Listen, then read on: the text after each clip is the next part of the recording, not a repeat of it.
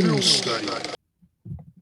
All right, guys, I guess it's a tad bit late in the week to do a film study, but I haven't been able to sleep too much, and I wanted to get this done right. I've seen a lot of takes on our offense and offensive line. I agree with some I starkly disagree. So I don't want anybody to take this evaluation as saying anything other than this is my view on it. I worked pretty hard on breaking this down so you can see the details. I'm not doing the whole game. I did a large chunk in chronological order.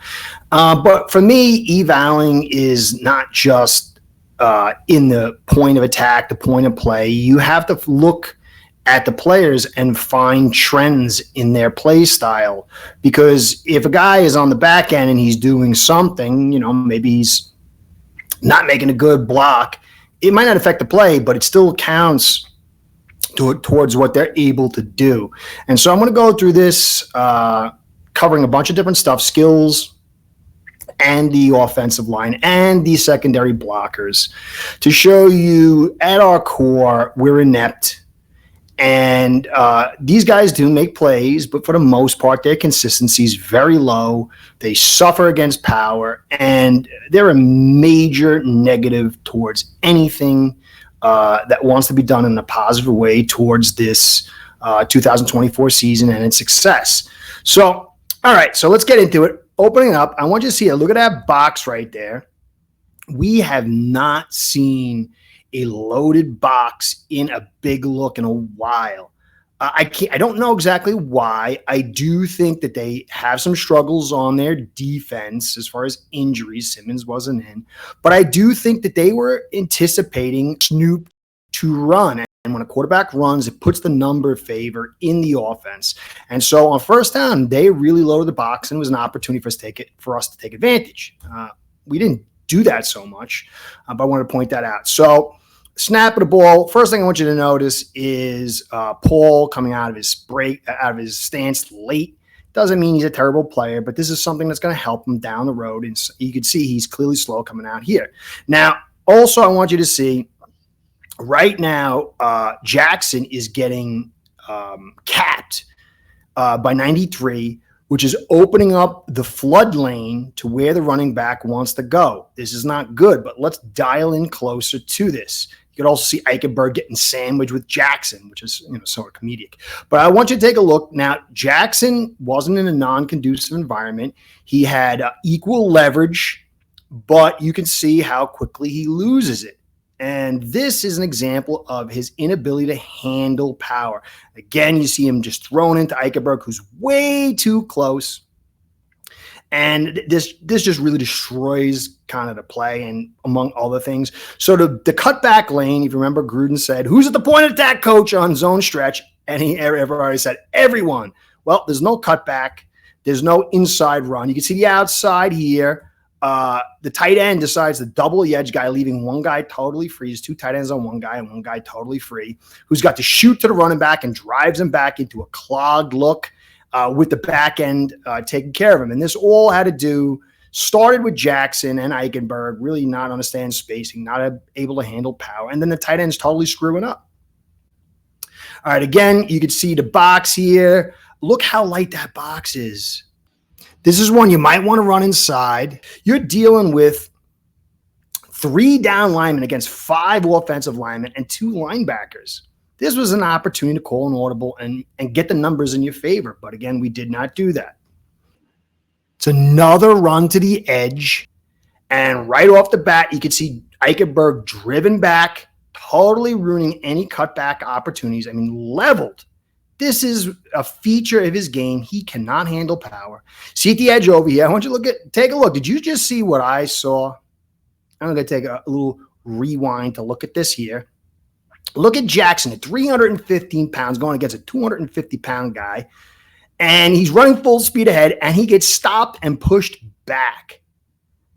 That is really, it's hard to imagine outweighing guy by 70 pounds, and he gets in on it. The guy that's there is, but some people want to say Jones.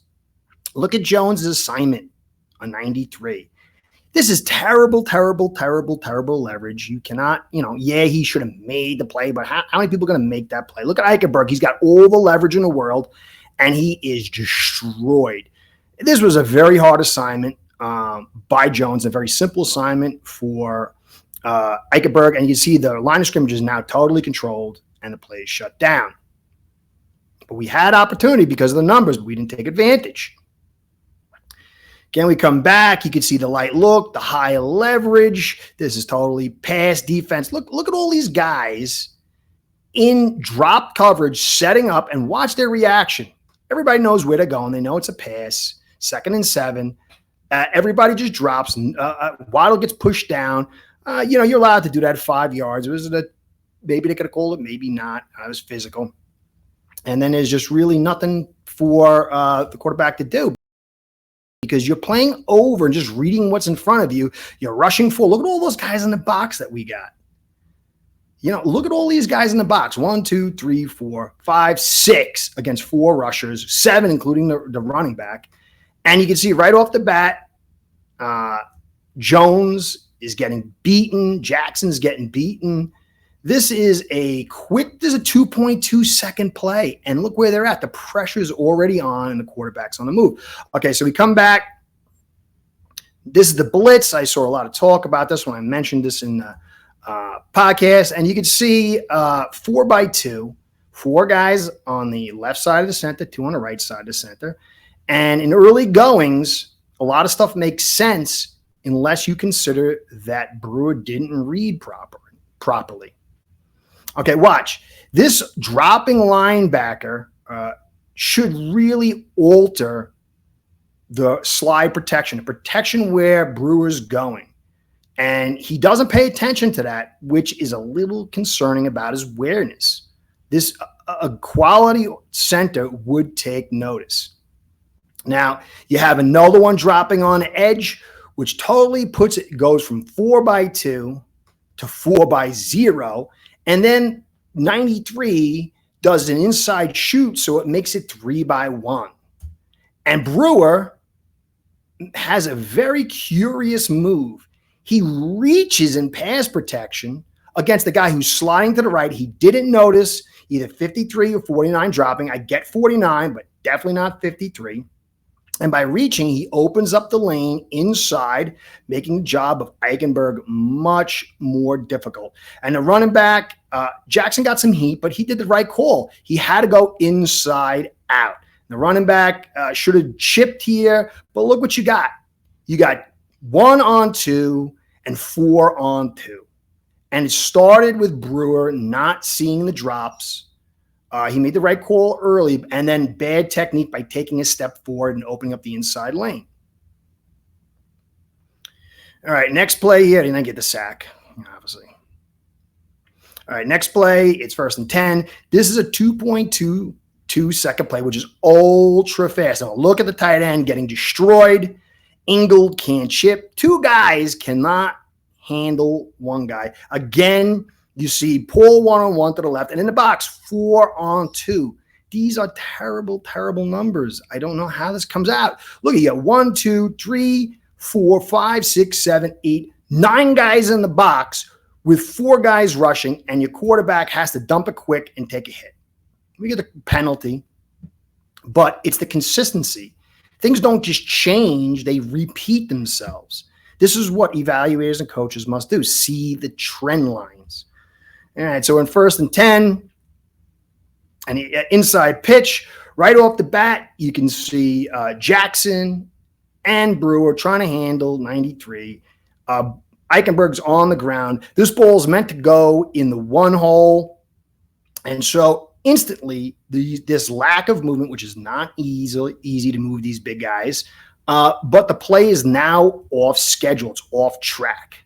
So you can see that, and you got 2 guys on 1 guy, and you don't get any movement. The rest of the stuff looks pretty good. Then he's got to cut back, and obviously it's not meant to go backside. I mean, sometimes you use that. 81, Smythe is losing his block, but then you can see Eichenberg and I believe it's Brewer on the ground. Oh, no, who's that? Paul. Somebody's on the ground over there. And then you get the tackle, and this play really doesn't go anywhere. but it started with play design intentions were the one hole that's left of the center, and that hole was destroyed. See the leverage here, high leverage by the linebackers who are not shooting, and obviously Eichenberg is getting beat. You get some decent yardage out of this, but watch the hold. Watch him getting ripped down. Each end kind of makes something out of it. Supposed to go here, but the hole is dead. Zach's got to take a pause and then readjust and recut, and then Hill misses his block. I think Achane should have just hit the 4-hole hard. I think this is a little bit on the running back, but obviously not a great block by Eichenberg. But I think that he took it inside for some reason. I think he wasn't patient enough inside. He should just burst, and he might have been able to make something out of that with his speed. Young running back, though, that happens. All right, so here you go. Watch this. Brewer is getting beat inside. He's just getting thrown away. And you can see Jackson and Eichenberg on Sweat. And now Jackson, he doesn't take the right angle, gets the outside shoulder, 2 guys on 1. Now, see right here, Jones has got to put his hand into Sweat's chest, which pulls him inside, doesn't allow him to get to the next level. Red shoes at the top to the right is a problem, but one guy is forcing 3 guys to get in there and to handle one guy. And so now the quarterback's got to bounce outside. You can't blame Jones. He had to put the hand in there. That is, you see a guy that big bursting through, it's natural for a pulling guard to get his hand in and try to slow that tide. And so this really came down to, again, Jackson taking a poor angle. He has a tendency to shoot at the wrong areas. He doesn't have a great feel. If he had turned his angle deeper inside, he would have been flush on Sweat, and he would have had a much better opportunity. Eichenberg had to stop because he saw that Sweat was bursting through, and then Jones had to put his hand in, which you can see one guy sucked up 3 blocks. So at every level, you didn't have successful blocks. And this, if you consistently go through the film, this is what you're seeing. Poor blocking. You're asking guys that don't have the skill set needed to run this philosophy, asked to run this philosophy. Now, that goes back to McDaniel, but if the offensive line was better, then you would have more options on the menu. You would have a lower difficulty level. You could put different kind of quarterbacks in there, and you could stress teams that love to run pass defense, cover 2 or cover 3 with high leverage in the box. So I don't understand this talk that the offensive line's not great, but it's not the reason we're failing. I have to firmly disagree. What do you think? Let me know. No BS Film Study. Start building your own online sports book today by getting signed up with aceperhead.com service that'll allow you to book action on sports from all around the world.